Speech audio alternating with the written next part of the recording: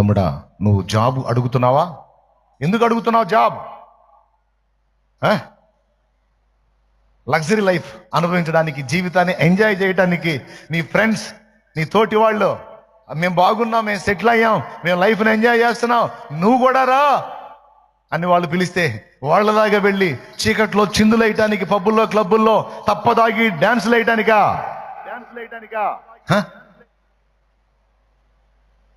Weekend parties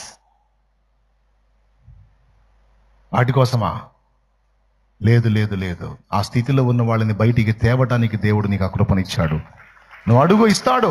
కానీ నీ లక్ష్యం ఏమై ఉండాలో తెలుసా? ప్రజల్ని బయటికి తెచ్చేటట్టు ఉండాలి. ఐగుప్తులోంచి ప్రజల్ని బయటికి తెచ్చేటట్టు ఉండాలి. కానీ నువ్వు ఐగుప్తులోకి వెళ్ళేదానికి కాదు. గుండెల్లా భారంతో నువ్వు దేవుని ముందు కూర్చో, జనముల ఐశ్వర్యం నీ వద్దకు వచ్చేటట్టు చేస్తాడు ఆయన. నీ కాళ్ళ దగ్గరికి వచ్చింది అది. ప్రజల ధనం అపోస్తలుల పాదముల వద్దకు వచ్చిందని రాసుంది. చేస్తాడు. ఉద్యోగం అని గింగరాలు తిరుగుతున్నావు, ఎంతసేపు నా దేవుడు అని తన ఊపిరి చేత సమస్త విశ్వాన్ని నిర్మించిన దేవుడు. ఒక మాట, ఒక శ్వాస చాలు. ఒక గాలి తోలినట్టే సముద్రం అంత సమృద్ధిని తెచ్చి ఇశ్రాయేలు పాళెం చుట్టూ పడేశాడు.